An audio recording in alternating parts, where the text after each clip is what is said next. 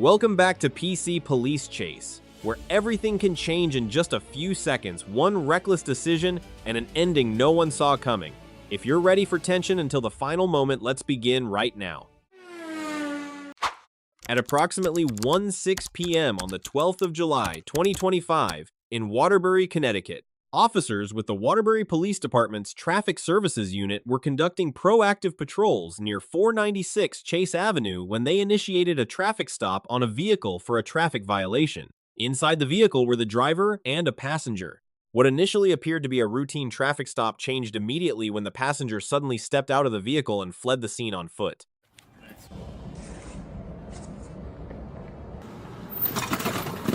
Get in the car! Get in the car! Stop!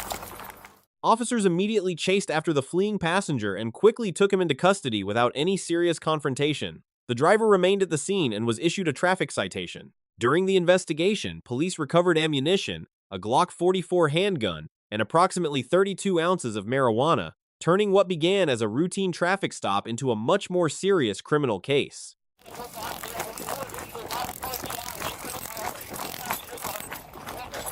Following the investigation, authorities identified the fleeing passenger as 22-year-old Edwin Castillo of Waterbury, Connecticut. Castillo was charged with multiple offenses, including failure to wear a seatbelt, interfering with an officer, carrying a weapon in a motor vehicle, carrying a pistol without a permit, illegal sale or transfer of a firearm, possession of a large-capacity magazine, and possession of marijuana with intent to sell. The driver did not flee and was only cited for the traffic violation. At approximately 4 a.m. on the 8th of August 2025, in New Brunswick, New Jersey, officers with the New Brunswick Police Department received a 911 call about a woman causing a disturbance inside an apartment building on Nielsen Street. When officers arrived at the apartment, the woman inside refused to cooperate, would not open the door, and declined to communicate with police. At around 7:32 a.m., dispatch received a second call reporting that the same woman was moving in and out of the hallway while armed with a knife and threatening other residents, prompting officers to return to the scene with medical personnel standing by outside.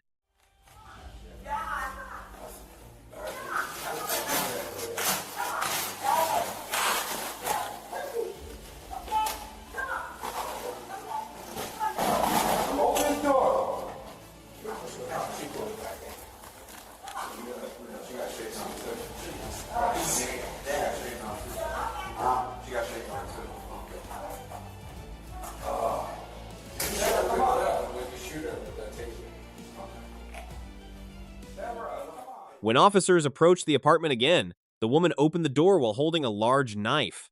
Police immediately ordered her to drop the weapon, but she shut the door, barricaded herself inside, and repeatedly waved the knife through the doorway gap. The situation became even more dangerous because the apartment hallway was extremely narrow. The distance between officers and the door was very close, and it was still unclear whether anyone else was inside the unit. Officers prepared both their service weapons and less lethal options, including a taser and pepper spray.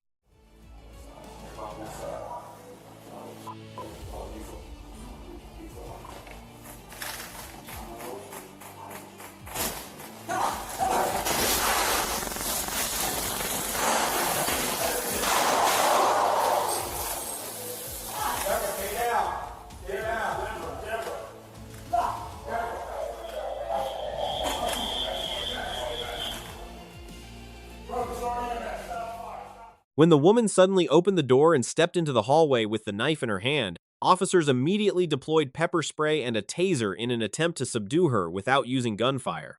At first, she retreated back into the apartment, but only seconds later, she came back out and charged toward the officers with the knife in the narrow hallway. Faced with an immediate close-range threat, one officer fired 2 rounds, striking the woman and causing her to fall. Officers then quickly secured the knife and began providing emergency medical aid at the scene.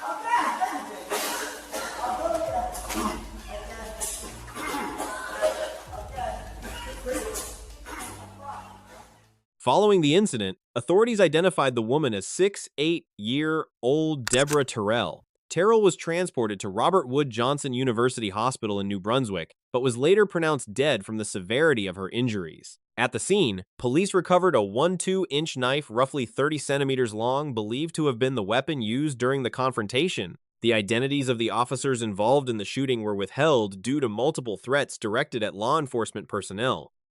What began as an early morning disturbance call stretched into hours of tension and ultimately ended in a narrow apartment hallway where tasers, pepper spray, and repeated warnings could not stop the moment the knife came toward police. On the 20th of August 2025 in West Bloomfield Township, Michigan, police received a 911 call from the Planet Fitness on Orchard Lake Road reporting that a man was assaulting employees. The caller stated that the man had become violent and had also charged toward staff while holding a metal object. When West Bloomfield police officers arrived in the gym parking lot, they found the man attempting to leave the scene in a gray Lexus. He's in a gray Lexus right now. No, stop. Open the door. Stop. Radio, he just tried to run me over. He's taking off in a Lexus out of the parking lot, south end. South end. Copy, south end of the parking lot, taking off. Would you like air clearance? When police approached, the Lexus refused to stop and accelerated through the parking lot, nearly striking an officer on foot and ramming a patrol vehicle in an attempt to force an escape route. What began as a disturbance call inside a gym quickly turned into a high-speed pursuit through nearby streets. During the chase, the Lexus continued colliding with multiple police vehicles, showing that the driver was not only trying to flee, but also using the vehicle itself as a weapon against pursuing officers. Get out of the car! Get out of the car, now! Get out of the car! Taser, taser! Get out of the vehicle, now! Get out! Taser boy! Get out of the car! Get out of the car! Get out of the car, now! Put a seatbelt, put a seatbelt. Wesley! The pursuit ended in a nearby residential neighborhood when law enforcement units coordinated to force the Lexus to a stop after multiple collisions. However, the man inside still refused to exit the vehicle and continued resisting. Officers were forced to break the window, deploy a taser to subdue him, then pull him from the cabin and place him in handcuffs at the scene. One officer suffered minor injuries during the incident and was transported to a hospital for evaluation. Do a seatbelt, I got him. Got his foot. Yeah, we don't want to break his head. After the arrest, authorities identified the man as 5-8-year-old Wesley Joe. What began as an alleged assault on gym employees escalated into a serious criminal case after Joe nearly struck an officer with his vehicle, rammed multiple patrol cars, and resisted arrest. Prosecutors later announced a 9-count indictment, including assault with intent to do great bodily harm, multiple charges related to resisting and assaulting police officers, and malicious destruction of property. The court set bond at $500,000, and Joe remained in custody while awaiting his next court appearance on September 4. At approximately 10:41 p.m. on the 30th of July, 2025, in Vancouver, Washington, 911 received a report of an agitated man armed with a gun who had threatened to kill his parents after using methamphetamine and alcohol. When officers arrived near East 27th Street and H Street, the man had already left the area on a bicycle. Minutes later, police located him near Columbia Street, where officers were warned that he was still armed. They quickly established a perimeter near Main Street and East 19th Street, repeatedly ordering him to get on the ground, but the suspect refused to comply.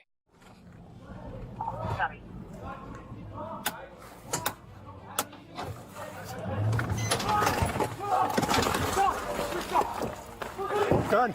Get on the ground right now. You're gonna get shot. You're gonna get shot. Drop it now. You're gonna get shot. You're gonna get shot.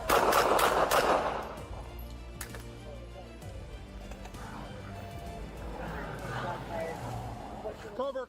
At approximately 10:51 p.m., as the man continued displaying dangerous behavior with the weapon, a Clark County Sheriff's Office deputy opened fire, striking the suspect. After the man fell to the ground, officers did not immediately rush in. Instead, they formed a cautious approach team because the firearm was still lying very close to the suspect's position. Police repeatedly warned him not to touch the weapon, then pulled him away from the gun, secured the scene, and began emergency medical aid, including chest compressions and treatment for a chest wound while waiting for medical personnel.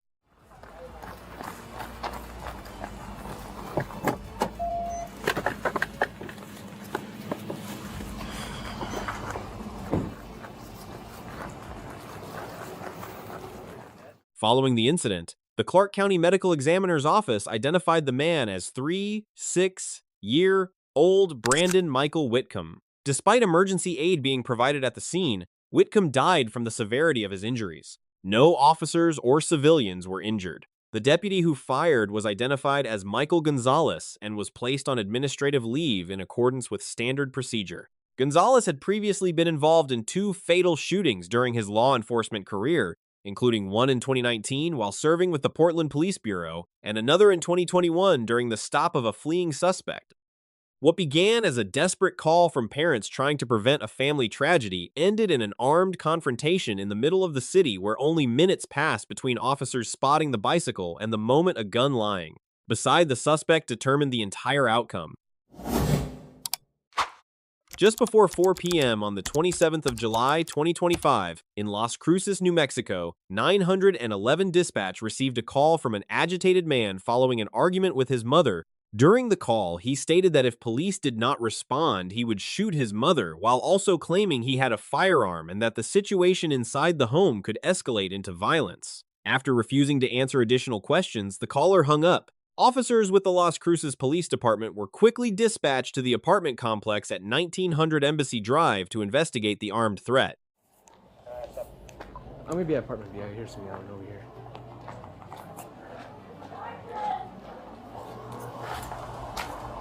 Police department!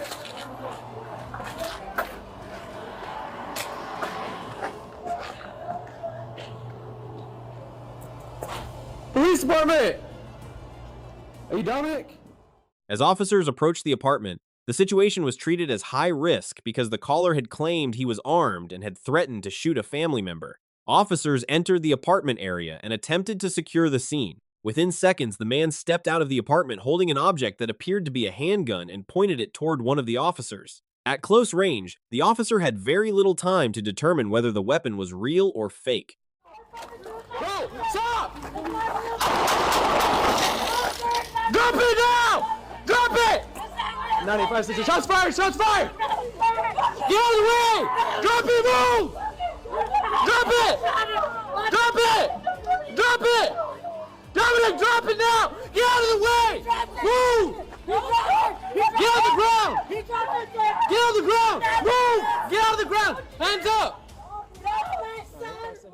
Faced with the immediate threat, the officer fired 4 rounds in self-defense, but none of the shots struck the man. Moments later, law enforcement continued working to control the situation using less lethal measures, subdued the suspect, and secured the scene. The object he had pointed at the officer was later identified as a BB gun, not a real firearm. The man was transported to a hospital for medical evaluation before being transferred into custody. Hold on. Who else is in the house? We gotta get that house clear. Gotta get that house clear. So up.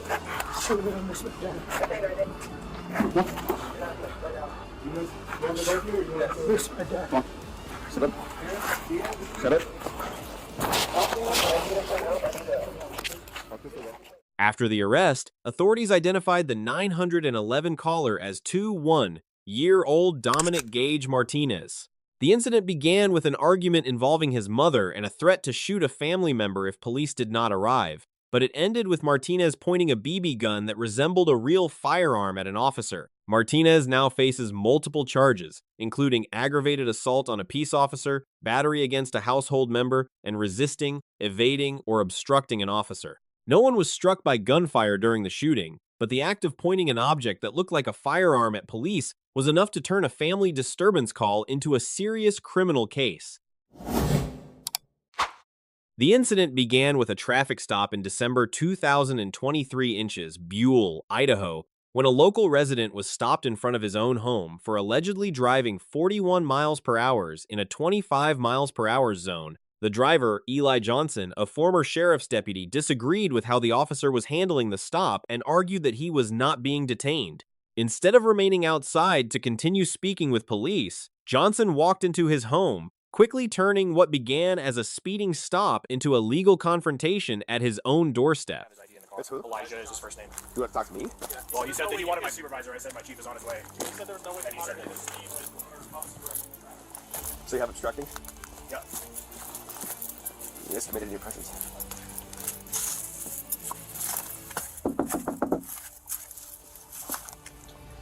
What's his name again? Elijah.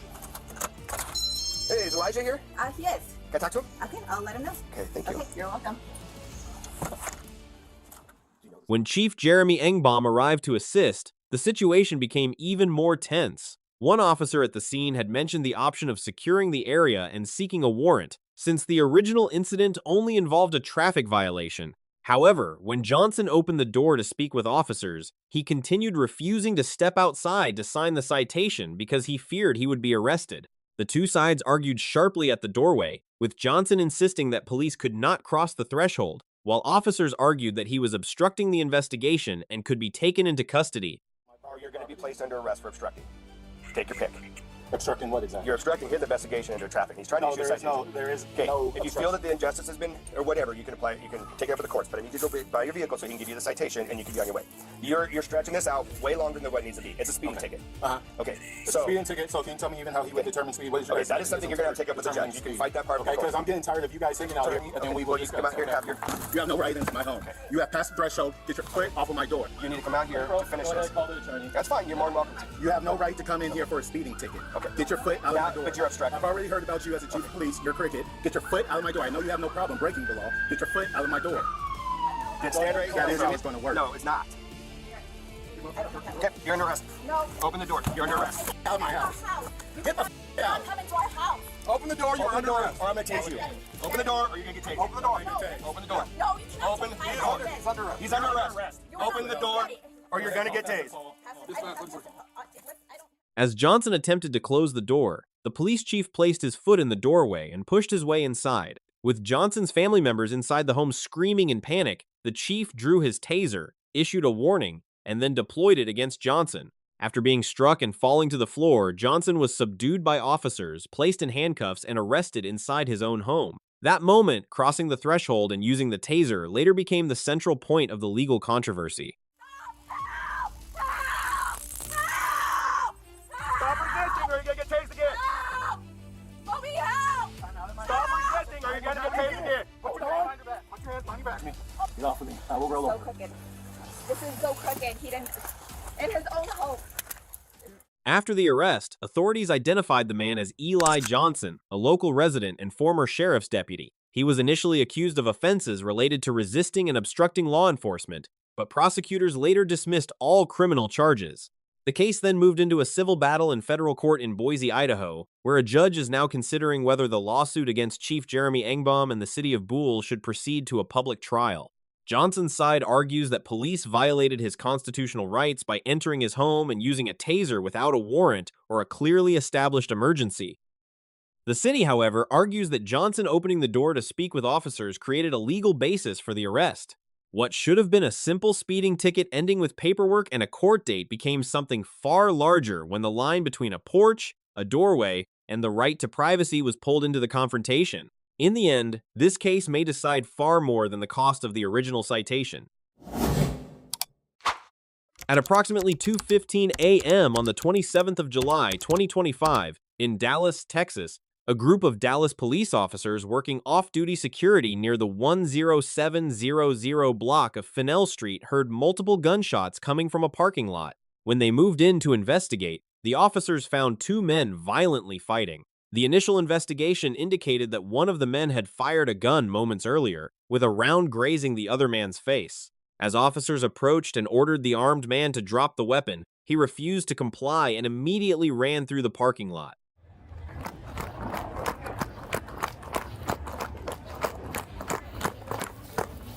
Yeah, guy with a guy, gun, black shirt running.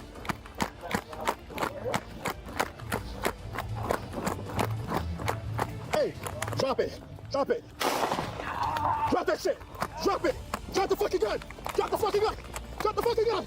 Drop it. Drop it. Drop it. Drop it. During the pursuit, officers broadcast a description over the radio of a young man wearing a black t-shirt and jeans, carrying what appeared to be a Glock-style handgun with an extended magazine. When an officer encountered him in the parking lot, repeated commands were issued for him to drop the gun. However, instead of lowering the weapon, the man turned back and raised the firearm toward the officer. Facing an immediate threat, the officer fired one round, striking the suspect in the right shoulder. Despite being wounded, he continued fleeing onto Fennell Street. Put your arms behind your back. Stop fucking reaching. I'm going to need the ambulance here. Don't fucking move. Your legs are bleeding. Hold on. I didn't do nothing. Line up. Turn over. Hold on. Turn over. Hold on. Turn over. Hold on. I didn't do nothing. Turn over. While running, the man dropped the firearm onto the roadway. When he tried to bend down and pick it back up, the officer fired another round but missed. Moments later, the officer quickly kicked the gun away to prevent the suspect from regaining control of the weapon, then moved in to subdue him. When the suspect continued resisting, a backup officer arrived and a taser was deployed to fully bring the situation under control. After he was handcuffed, officers immediately cut away his shirt, bandaged the bleeding wound, and waited for Dallas Fire Rescue to transport the injured man to the hospital. OIS. Start there, 441. Male short in the arm. Turn over. Hold over there. Hold on, bro.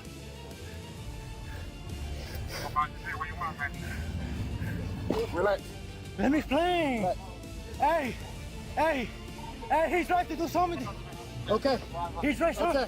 Okay. He tried something, bro. Okay. Are you already at 10707 Fennell Street? No, I shot him. Turn over.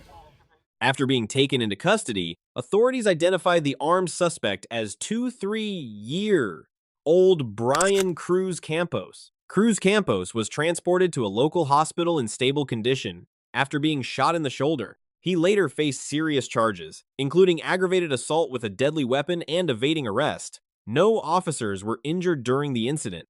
What began as an early morning response to gunfire quickly turned into an armed foot pursuit where one move of turning back with a gun in hand shifted everything from verbal commands to gunfire, a taser, and handcuffs. Shortly after 7 p.m. on the 27th of July 2025, in Segoville, Texas, police officers spotted a stolen Chevrolet pickup truck traveling on the roadway. When law enforcement attempted to stop the vehicle, the driver refused to pull over and accelerated away, leading officers into a dangerous pursuit. During the chase, the pickup was at one point driven the wrong way on Interstate 20 before crashing into another vehicle, forcing the driver to abandon the truck and flee on foot.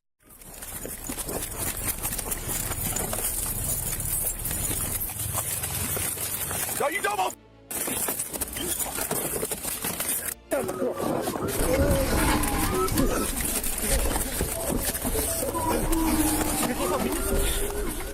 After the crash, the pursuit shifted from the highway into a foot chase.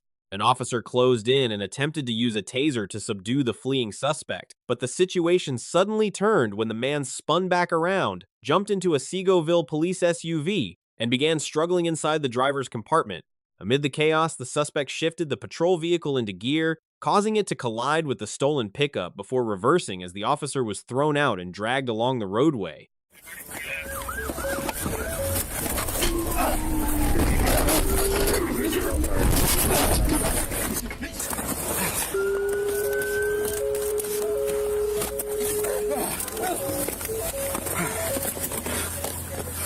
The struggle for control of the patrol vehicle lasted more than 2 minutes, until another officer arrived to assist and deployed a taser to subdue the suspect. The man was taken into custody at the scene. When officers searched the stolen Chevrolet pickup, they found 2 handguns along with ammunition.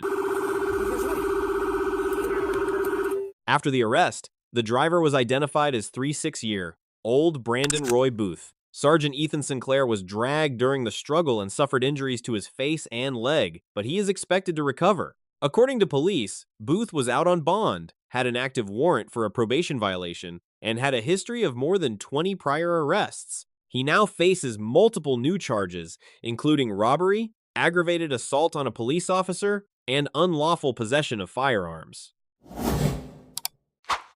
On the 12th of July, 2025, in Amherst, New York, officers with the Amherst Police Department were dispatched to a home in the 4800 block of North Bailey Avenue to respond to a domestic disturbance. While officers were still en route, they were updated that the man involved in the incident had 2 active warrants. The first 2 officers to arrive were Lieutenant Matthew Labuglio and Officer Aiden Vangelov, who then attempted to call out toward the inside of the home to make contact with the people inside.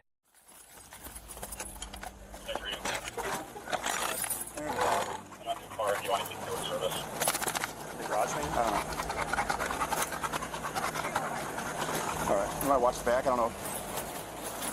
They're fine. Watch out, man. Here, just back up. I just want I'll go back.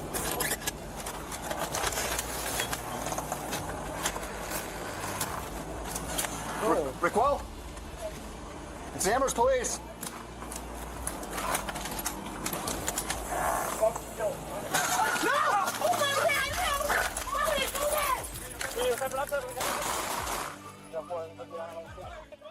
Moments later, the situation erupted when the man climbed out of a rear window of the home, armed with 2 knives, and charged directly toward one of the officers. The encounter unfolded extremely fast, not as a prolonged standoff or a negotiation lasting several minutes. During the attack, the officer was stabbed in the hand and shoulder. Another officer attempted to deploy a taser to stop the knife-wielding suspect, but the device failed to bring the situation under control. In the back. Are you okay, Aiden? You might have got my arm, but I'm good for now. Take gloves on. You need a chest seal on there. He's got a bullet hole in the side there. When the taser failed and the knife attack was still unfolding at close range, the wounded officer kicked the attacker away to create distance. Immediately afterward, both officers fired their service weapons, discharging a total of 5 rounds and striking the man in the side and elbow. According to the Amherst Police Department, the entire sequence from the moment the man climbed out of the window to the moment officers used force lasted only about 6 seconds. Once the threat was stopped, officers immediately called for an ambulance, retrieved a medical kit, and began providing first aid in less than 1 minute. Rickwell? Following the incident, authorities identified the man as 6-year-old Raquel Grant. Grant was transported to the hospital and remained in serious condition after being shot. Officer Aiden Vangelov was also taken for treatment for injuries to his hand and shoulder, but was later released from the hospital and is expected to recover. What began as a domestic violence call changed instantly when a man with 2 active warrants suddenly emerged from a window armed with 2 knives. At that point, officers had only seconds to react. Those 6 seconds determined everything. 1 officer stabbed, 1 suspect critically wounded, and a domestic call transformed into a serious use-of-force incident. On the 30th of June, 2025, in Berrien County, Michigan, Deputy Cal Landon with the Berrien County Sheriff's Office approached a suspicious vehicle parked on private property. When the deputy asked the occupant to provide identification, the man suddenly opened the door, jumped out, and fled on foot, leading the deputy into a chase toward a nearby park area. You mind getting it? Thank you. Tom Charles Sam, 451 Indiana Commemorative. Really?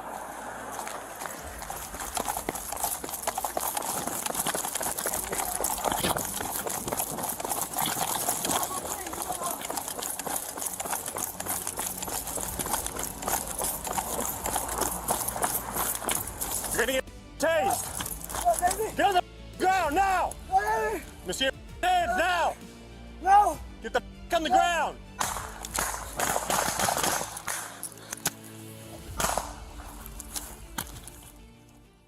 During the foot pursuit, the man suddenly stopped and appeared as if he might be preparing to surrender. Deputy Landon was approaching with a taser in hand, attempting to use a less lethal option to take him into custody. But as the distance closed, the man suddenly pulled a concealed firearm and fired 2 rounds toward the deputy. In an instant, the situation shifted from a foot chase into a close-range gunfight.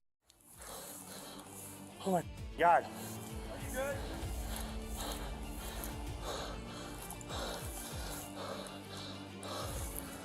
Am I? Facing an immediate threat, Deputy Landon quickly abandoned the taser option, transitioned to his service weapon, and returned fire. The gunfire struck the man and caused him to collapse on the grass. When the first backup units arrived, they found the firearm still in the man's hand, with his finger positioned near the trigger. A woman who had been with him in the original vehicle fled after the shots were fired, but was later located and detained by law enforcement for questioning as part of the investigation.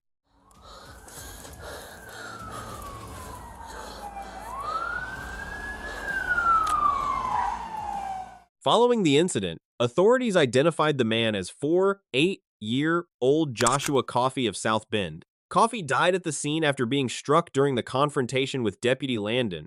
In accordance with standard procedure for law enforcement-involved shootings, Deputy Landon was placed on administrative leave while authorities conduct a full investigation into the incident. What began as a suspicious vehicle check that only required identity verification turned into a life-or-death encounter when Coffey allegedly appeared to surrender, then suddenly pulled a gun and fired 2 rounds during the final seconds of the foot pursuit.